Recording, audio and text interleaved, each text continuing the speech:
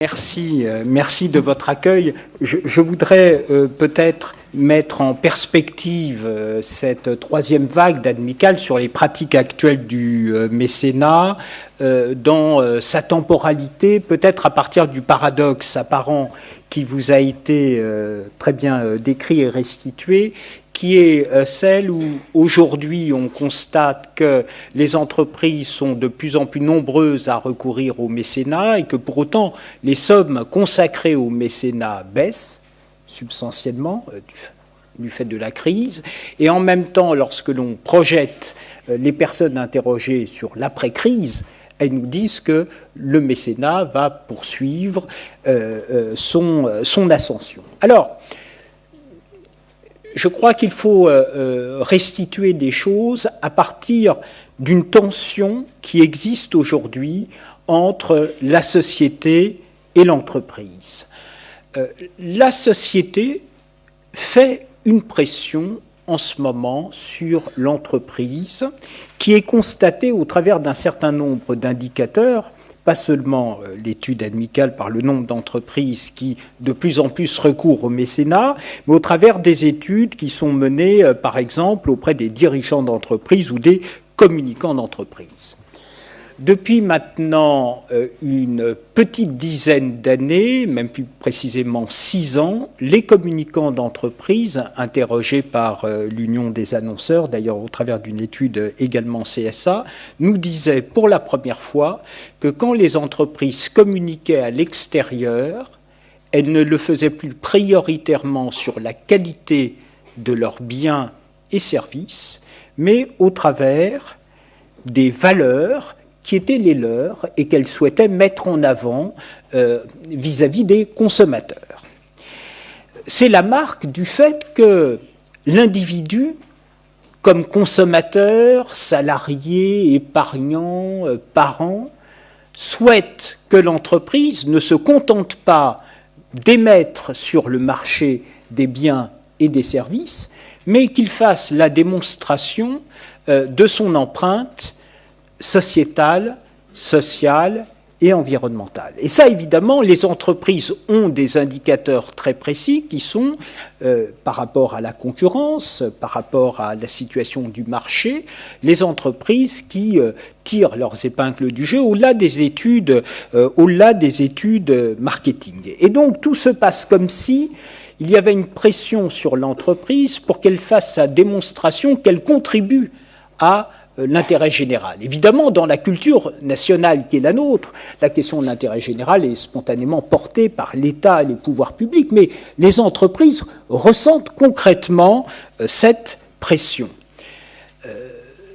Sauf que 63% des consommateurs nous disent qu'ils ne croient pas les entreprises quand elles communiquent sur leurs valeurs.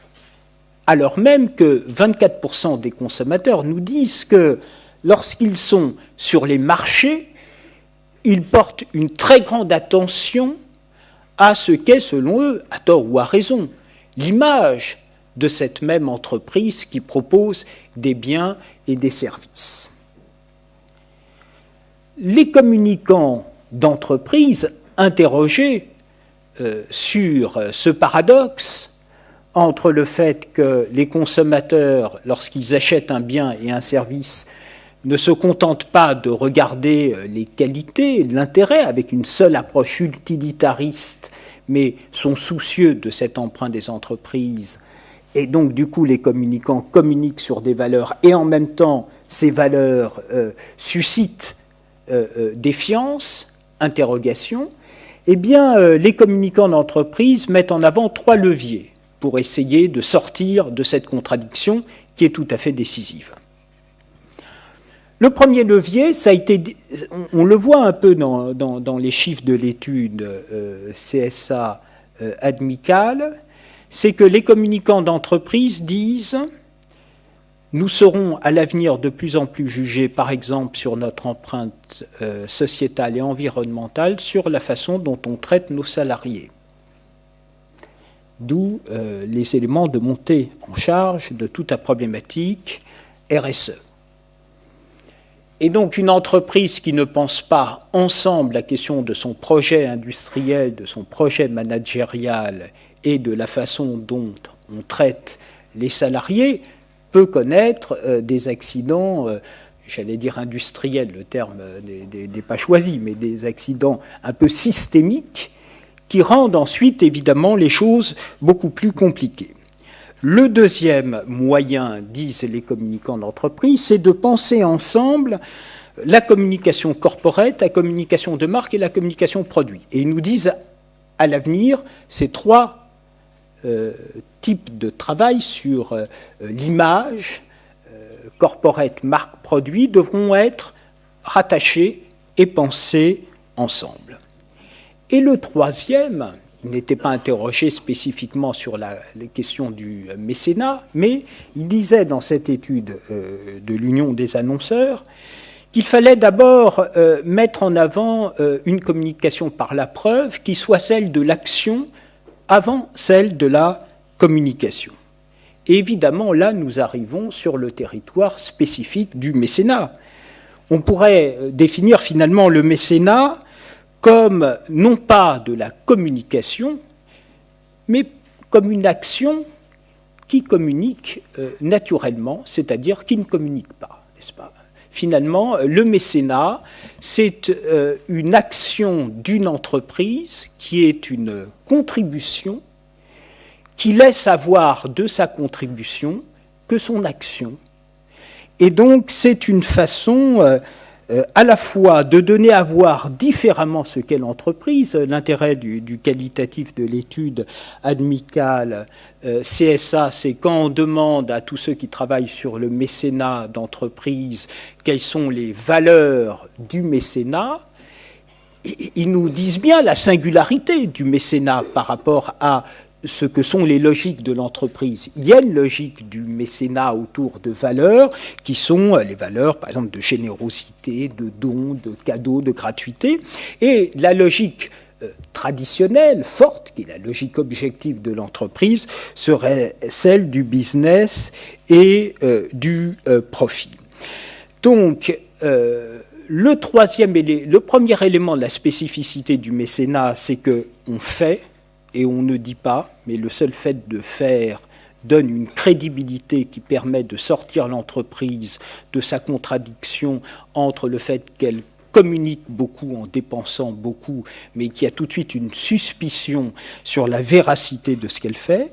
Le deuxième élément spécifique du mécénat, et d'abord que l'on voit dans l'étude, c'est qu'elle donne à voir différemment l'entreprise au travers de ses spécificités. Et puis le troisième élément, qui me semble-t-il est tout à fait important, et j'y reviendrai d'une certaine façon tout à l'heure sur la question de l'Internet et des réseaux sociaux, c'est que le mécénat s'inscrit dans le moyen et le long terme, donc ça construit un récit.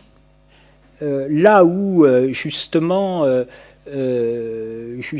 le rapport que noue l'entreprise avec les marchés, c'est un rapport qui souvent se limite à une transaction où chacun devrait avoir l'avantage sur l'autre. Là où, au contraire, la société cherche à établir des relations pérennes au travers d'entreprises qui sont chacune dans un territoire d'image, et très certainement que les entreprises qui arrivent à construire une conversation avec les marchés au travers de ce territoire d'image, quelle qu'en soit la forme, sont les entreprises qui tirent leur épingle du jeu. Alors, ce n'est pas le sujet, mais quand on regarde la question du rapport au point de vente, l'utilisation d'Internet, la conversation, ce sont des moyens qu'explorent les entreprises de façon très avancée. Le mécénat est également sur ce registre, qui est un registre prometteur. Deuxième élément qui, me semble-t-il, rend compte du paradoxe qui fait que l'on pense qu'après la crise, en dépit des difficultés financières immédiates, le mécénat va se poursuivre, croître et embellir, c'est que dès maintenant, la crise a un double effet. Elle a un effet sur les individus, d'abord, c'est que de plus en plus le mécénat prenne la suite quand l'État est défaillant. Alors, on le voit au travers des chiffres sur la montée du social, Et on le voit de façon paradoxale et mauvaise en matière culturelle. Bon. Il est fort à parier, par exemple, alors en matière sociale, ça a été dit par Bénédicte, sur la montée notamment sur les PME, PMI, des entreprises qui sont en contact des territoires, de ces demandes en matière sociale. En matière culturelle, là aussi, c'est sur les PME, PMI, parce qu'il y a un processus de désengagement de l'État et des collectivités territoriales en ce moment sur les actions culturelles qui, je dirais, peuvent affaiblir l'ensemble de la chaîne. Mais il y a une raison plus profonde qui fait que la société s'intéresse à la question du mécénat et qui traverse aussi l'interne des entreprises au travers du succès, par exemple, théorique du mécénat de compétences. C'est que la crise climatique et la crise économique et sociale vient percuter les contradictions des individus. Elle ne vient pas seulement percuter les entreprises, elle vient percuter les contradictions des individus. C'est-à-dire que les individus professent des valeurs de l'ordre de la solidarité, de la communion, et souvent au quotidien, ils se mettent à l'abri des autres. Le consommateur souhaite pouvoir continuer à consommer, et en même temps, le salarié, qui est le même individu, est inquiet des effets de sa consommation. Et donc la crise climatique, la crise financière, économique et sociale venant percuter les contradictions des individus, venant restreindre le champ des possibles, l'individu est en train de réaménager la question du souhaitable, son rapport au bonheur, son rapport à qu'est-ce qu'une vie réussie, son rapport au temps. Et donc les individus vivent une double vie. À la fois, ils continuent à se dire qu'ils doivent continuer à pédaler, sinon ils risquent de chuter. Et à la fois, ils aspirent, on le voit par les consommations culturelles, qui justement, elles, sont en augmentation, là où le mécénat, lui, est en recul, ou les types de films que l'on va voir en ce moment. Là, c'est au contraire l'aspiration à un autre type de façon d'être et de rapport à la collectivité. Comme les individus doivent faire travail sur eux-mêmes, entre leur conduite et leurs valeurs, ils sont très exigeants à l'égard des entreprises. Ils sont encore plus exigeants que par le passé à la cohérence des entreprises entre leurs identités, leurs messages et leur conduite. Et donc, la pression à l'égard des entreprises et la singularité du mécénat fait que le mécénat est potentiellement un outil pour les entreprises qui est un outil de construction de cette cohérence. Ce qui fait que ceux qui travaillent sur le mécénat, quand ils nous disent après la crise, le mécénat va croître et embellir, ce n'est pas seulement un vœu pieux.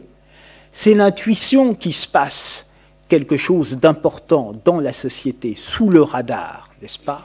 Que des choses travaillent les individus selon qu'ils sont parents, consommateurs, salariés et épargnants.